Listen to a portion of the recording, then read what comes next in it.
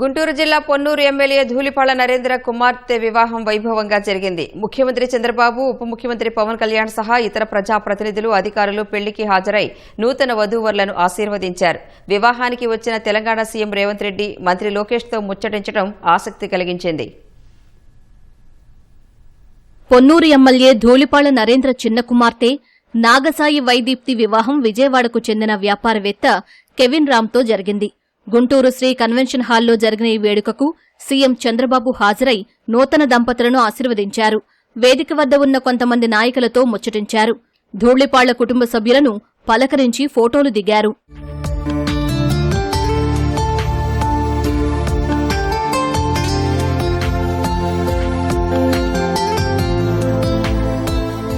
Telangana CM Revanth Reddy సతీ సమేతంగా వివాహ వేడుకకు వచ్చారు.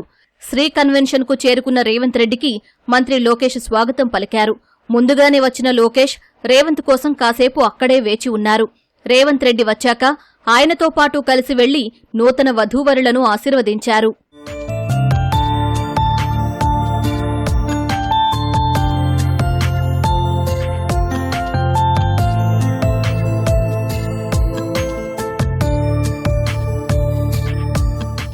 ఆశీర్వదించే సమయంలో రేవంత్ రెడ్డి పెళ్లి కుమారుడి వైపు ఉండగా పెళ్లి కుమార్తె వైదీప్తి, అంకుల్ మీరు నా తరపున వచ్చారని సరదాగా వ్యాఖ్యానించారు. దీంతో రేవంత్ రెడ్డి పెళ్లి కుమార్తె వైపు నిల్చుని ఫోటో దిగారు.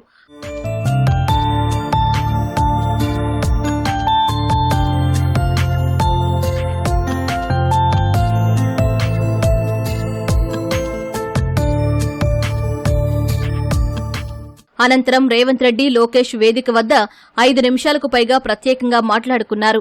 వ్యక్తిగత క్షేమ సమాచారంతో పాటు తాజా పరిణామాలపై చర్చించుకున్నట్లు తెలుస్తోంది. ఉప ముఖ్యమంత్రి పవన్ కళ్యాణ్ వివాహానికి వచ్చి నూతన వధూవరులను ఆశీర్వదించారు. ధూళిపాళ్ల నరేంద్ర తల్లిని ఆప్యాయంగా ఆలింగనం చేసుకుని యోగక్షేమాలు అడిగి తెలుసుకున్నారు. ఇంతలో ఓ అబ్బాయి సెల్ఫీ అడగ్గా పవన్ ఫోన్ తీసుకుని స్వయంగా సెల్ఫీ తీశారు.